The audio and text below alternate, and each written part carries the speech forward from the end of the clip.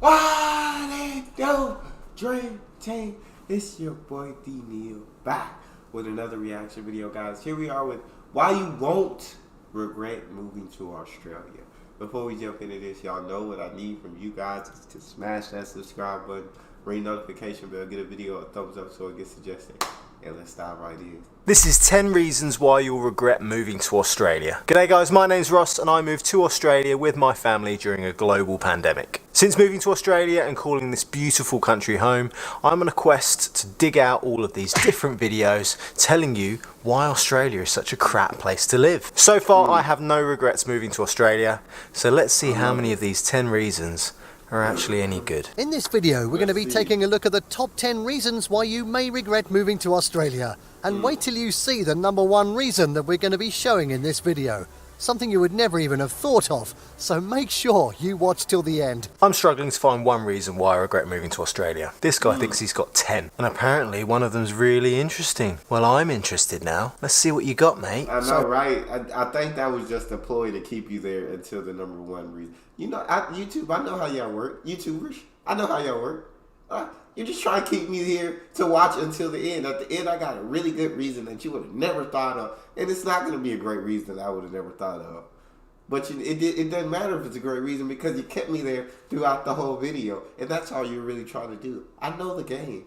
So Bonza, mate, let's cut to the chase. So Bonza, mate, that's absolutely terrible. And I think that's the point. This geezer doesn't sound very Australian. Apparently some people can hear my voice changing. Is it becoming more Australian? Let me know in the comments down below. This guy's voice hasn't changed one bit. At number 10, the weather can be really quite upsetting. Really quite upsetting. Like it's gonna hurt your feelings or something. Mate, the weather is just the weather. That's it. Australia is a land of extremes. In some parts of the country, the seasons can be described as hot, It's bloody really hot here. bloody boiling, really hot. The summer of 2017 for Hot, really hot, bloody boiling, really hot. How we go back to really hot after bloody boiling? But yeah, I wouldn't want to burn up. I could. Bloody boiling, I don't know how hot that get. I do know about the forest fires and I do know about the floods. But bloody boiling, I don't want to boil. For example, was one of the worst I have ever experienced. Extreme humidity, with the temperatures going over 40 degrees Celsius every third day or so. My bedroom had no air conditioning, which made the nights really fun. Ooh, Yeah, it does get properly cold in the winter, especially down south, and particularly in Tasmania, where the climate is more European, or more like New Zealand's. Ragging on New Zealand there for a terrible climate apparently. But on a serious note, this guy sounds a bit weird. It's like he's talking to be cool and down with the kids, but in reality he's posh as. I'm smelling something fishy. Why does a guy who sounds like he's so posh he wipes his ass with lobsters? I learned that one recently. Aussies don't do their money with rhyming like I'm used to. Instead it's simpler. They just do it by colour. Beautiful. Anyway, how can someone this posh not have aircon? In the northern parts of the country. That's a fact, bro. That's how, right? I feel like if you live there, you would have to have AC for the boiling hot days, right? It would be a necessity. They have just two seasons, the wet and the dry. That's because it's The dry tropical, my is during friend. winter time, when the temperatures are manageable. Think mid-late 20s, early 30s. Australia, too, is a country liable for natural disasters. Cyclones, As is floods, everywhere, I think. bushfires, drought, We just get a all few things that more Australians here. have to contend with. These events are scary.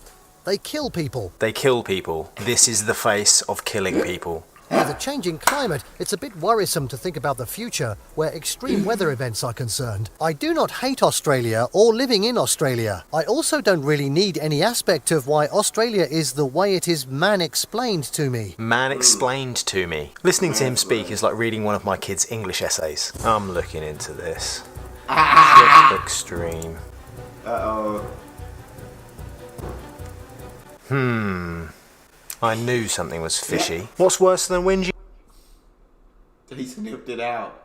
He smelled the fish And he sniffed it out. Ping pong? Anyone who's dogging on this beautiful country that I call home. I wonder what else this guy's got to say. I don't even know if it's a guy anymore. It could be a girl. Obviously not the voice actor. He's been paid. I've lived here for most of my life. I'm fluent in how this country functions. There are certain elements of This living makes here me that angry. aren't great. However, you could say that about any country of the world. Australia is not the best damn country in the world, as some may claim, because nowhere is perfect. After living away from the country for a spell of time, or coming to live here in the first place, you may regret moving to Australia. I personally think life down under is pretty good, most of the time. You may not necessarily regret moving to Australia. I feel like this guy too.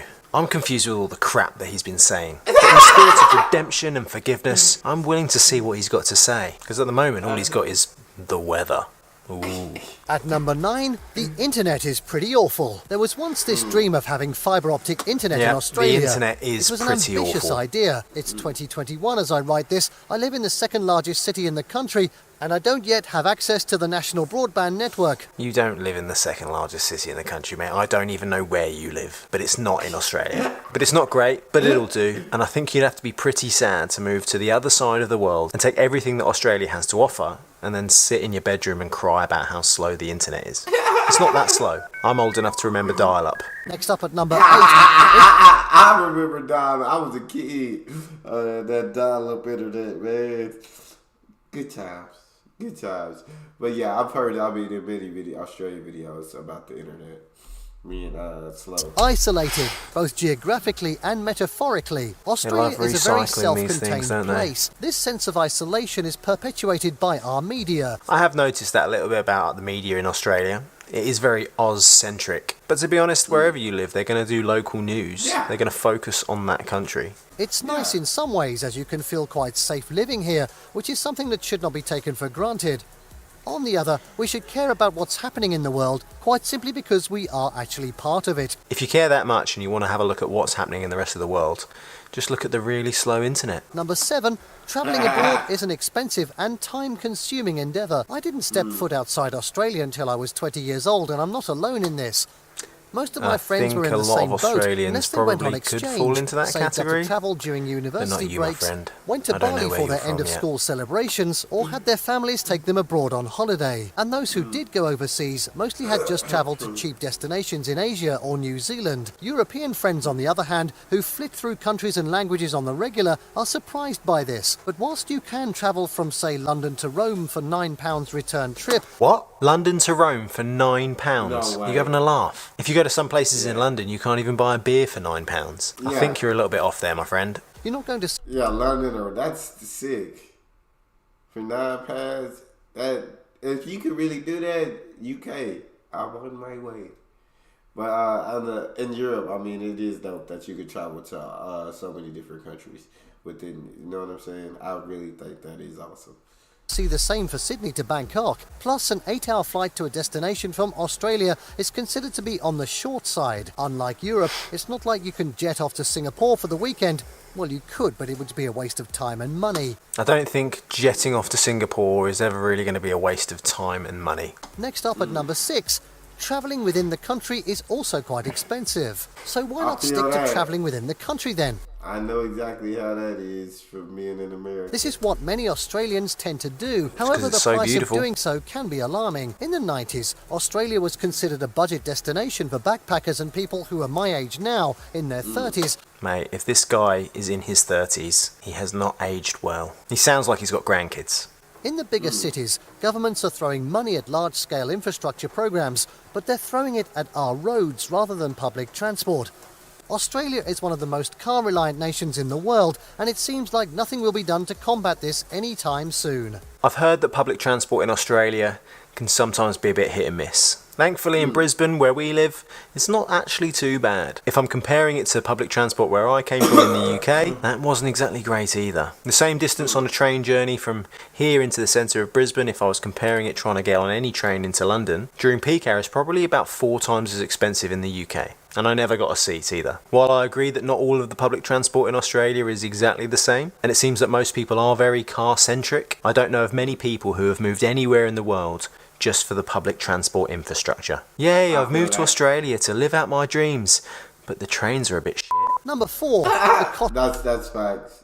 I do have to agree with him on that.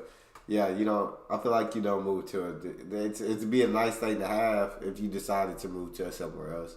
But it wouldn't be the main reason that you decided to move somewhere. Cost of living has risen considerably. Australia's booming economy has had its Cost of living's drawbacks, going up with the cost of everywhere. living rising considerably over the last couple of decades. The median house price in Sydney has been $1 million Australian That's why for we couldn't years, afford finally Sydney. dipping this year. Young adults find themselves having to live at home well beyond the length of time that both they and their parents find tolerable in order to survive. We're going to kick out your There's kids. a very real chance we are heading into recession, which we were lucky enough to avoid during the global financial crisis of 2008. The cost of living is going up everywhere. If you're in the UK right now, I honestly don't know how you're going to be paying your energy bills this winter. The good thing about Australia in comparison to most other places in the world is we get paid a fair wage. And I, for one, would rather get paid more for what I do and then have to pay a little bit more on the cost of living than get paid nothing and they're still going to put the prices up anyway. And now, number 3. Yeah, I hate this cost of living. It's getting ridiculous at this point, bro. Like, especially I feel like where I live, bro. It's just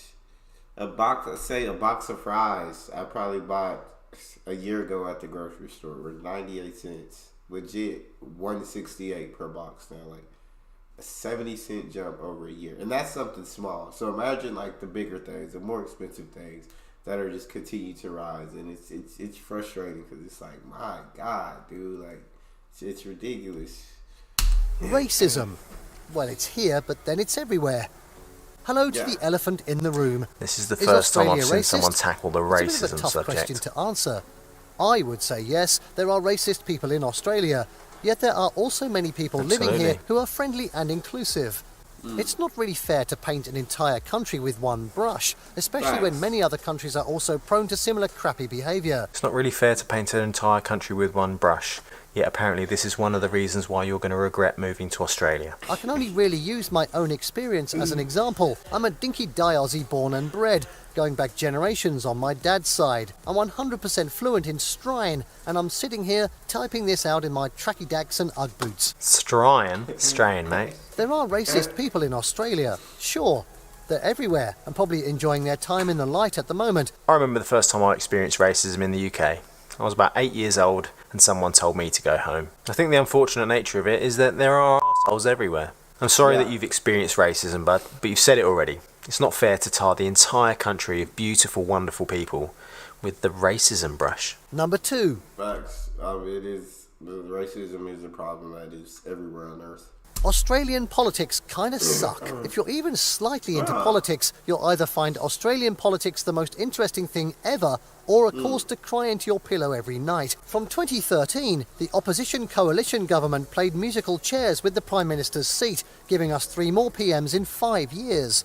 They shockingly won the most recent election, despite having a pretty piss-weak climate action plan, wasting money on a plebiscite to legalise same-sex marriage, committing constant human rights violations in offshore detention centres, and approving a coal mine in Queensland that would cause severe damage to the local biodiversity and harm the already endangered Great Barrier Reef. The UK politicians aren't much better. I think if you dig deep enough into any country's politics, you're going to find a few skeletons in their closet. In general, we seem to be moving backwards as a country rather than forwards.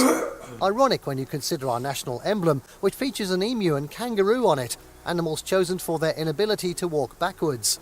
Is that a thing? Kangaroos and emus can't walk backwards? Never knew that. If that's true, this is the first thing that this video's actually taught me. That actually makes sense about why they would be the emblem then, right? Because it could be an emblem saying we're always striving to push forward, to keep going forward, rather than go backwards. I didn't know they couldn't walk backwards either. But, interesting. Thank you, whoever you are. And finally, at number 1, the treatment of the First Nations population could be a lot better. It is or should be well-known knowledge that the treatment of the Indigenous population by the juicy British topic. was horrendous. Families were ripped apart. I told you, just try to keep you here to the end. Attempts of assimilation, which led to the stolen generations, where children were forcibly taken from their families, some never to see each other again. Much of this is living memory, with many Aboriginal Australians living today still having memories of life on missions operating as recently as the late 60s. Today, there are many misconceptions about life as an Aboriginal person in This is good Australia. education There are for many people that didn't Australians know. who identify as being Aboriginal or Torres Strait Islander, and for Australians of other backgrounds, interaction with Aboriginal cultures can be limited, which is sad. They're fascinating and ancient cultures that should be preserved and cherished. When I first started working in schools in Australia, I also started my education about Australian First Nations people. And I think it's important for us to continue to pay our respects to elders past, present and emerging. I love learning about Indigenous culture. It's fascinating. And I suppose this is one of the first things that I do agree with, because it's important to learn more about other cultures. Preserved and cherished. But I swear that sign behind is Afrofest? Yet again, this is another one of those bogus videos about why Australia is a terrible place to live. It's not. It's fantastic. It's a beautiful country with lots of different beautiful people. Sure, he has highlighted some bad bits about the country, but I think they're bad bits about every country too, mate. I can't really trust the voice of people who haven't really lived and experienced what it's like to be here. If this video puts you off moving to Australia, or even if you're here, makes you regret moving or living here, well, I'm glad international travel has just opened up for you, and you might want to go and have a look for a ticket. Thank you for watching the video. If you've enjoyed it, please make sure to give us a like. If you want to have a look at the rest of our life and what it's like actually living in this beautiful country, then make sure to subscribe to our channel. And if, like me, you have a sick perversion for watching videos about people who dog on about Australia, then watch this video here. It's another one of those weird ones. That's all we got for this one. Let me know how y'all feel in the comment section. Subscribe to the channel, ring notification bell, give the video a thumbs up so I can suggest it. It's your boy Neal, out.